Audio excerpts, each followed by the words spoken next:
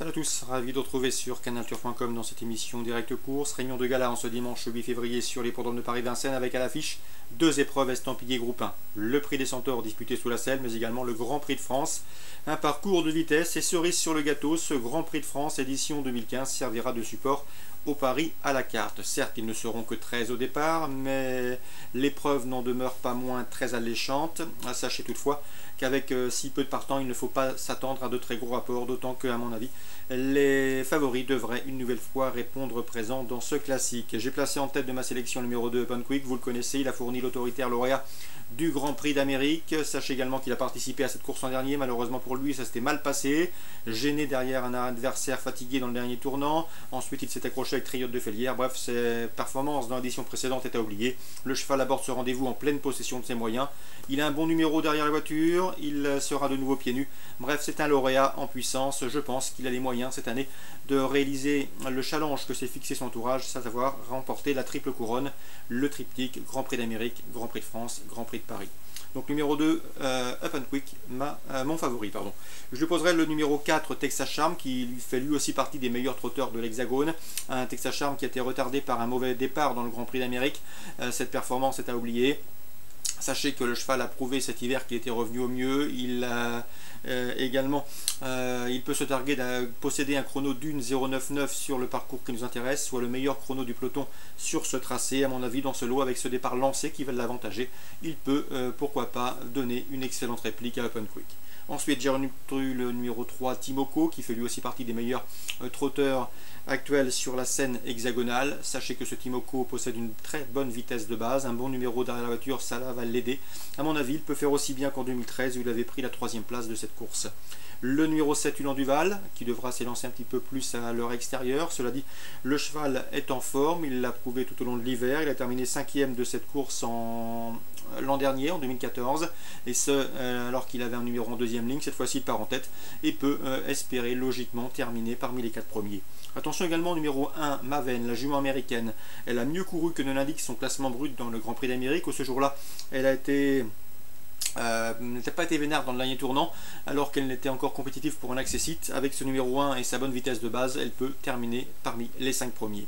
Ensuite, j'ai retenu numéro 12, Solvato, qui a remporté le prix de Bourgogne, devançant Open Quick. Avec ce numéro 12 en 2e ligne, il faudra bénéficier d'un bon parcours, mais le cheval a une bonne vitesse de base, et à mon avis, c'est un trublion en puissance. Ensuite, j'ai retenu le numéro 9, Thiego Détang, qui a terminé 3e de cette course l'an dernier. Malheureusement pour lui, il a cette fois hérité d'un numéro 9 en dehors, ce qui est guère enviable derrière la voiture. Et le numéro 7, Norasbin, qui n'est autre que le tenant du titre.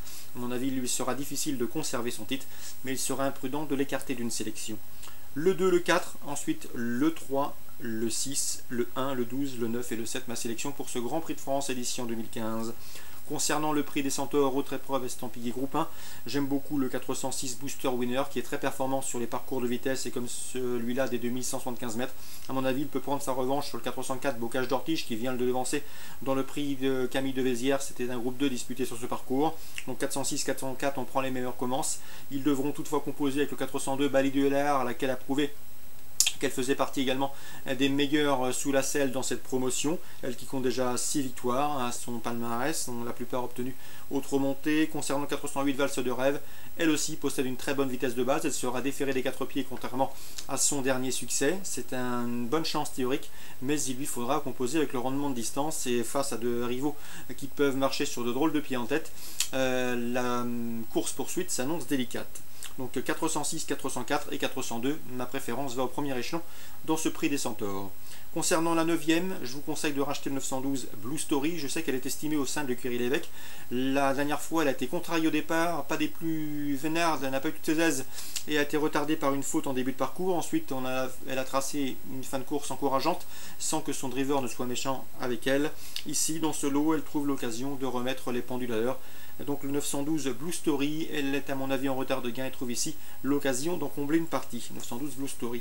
Concernant Angers en Réunion 2, j'ai ciblé plusieurs courses, 3 courses pour être précis. Le 203 Alice de Marzy, je sais que Bernard Plaire est confiant. Sachez que sa protégée retrouve le parcours sur lequel elle s'est imposée courant décembre. Le parcours des 2350 mètres, départ lancé. Jean-Philippe Mauclin la connaît bien. Il faut la reprendre, elle qui reste sur des performances en demi-teinte dernièrement. Le 310 également que j'aime beaucoup, c'est Velours d'Hermès. Christophe Hamel m'avait dit que le cheval revenait progressivement au mieux. Il lui a donné raison en faisant l'arrivée dernièrement à Chateaubriand, un cheval qui a été tenu écarté de la compétition pendant près de 2 ans, de 2012 à 2014. Il est sur la montante et à mon avis il faut continuer à le suivre, et c'est en dépit de son rendement de distance ici. Le 310 Velours d'Hermès. Enfin, dans la 5e, Vanessa de Marzy devrait confirmer son récent succès obtenu à Chateaubriand.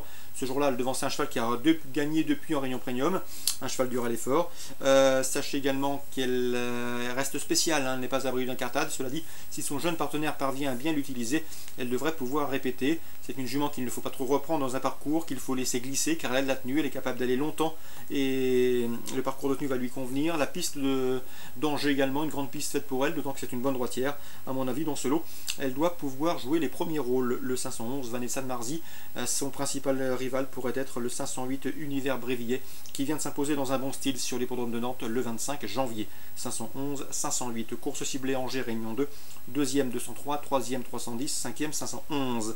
Je termine avec Cagnes-sur-Mer, avec le prix de la Californie, une épreuve réservée aux 3 ans, disputée sur le mile et sa piste en sable fibré. Dans cette épreuve, mon favori sera le 302 Joko. 3 courses pour lui, 3 victoires. La dernière en date obtenue sur le parcours qu'il retrouvera dimanche. Il peut, à mon avis, préserver son invincibilité. C'est un cheval de qualité a priori.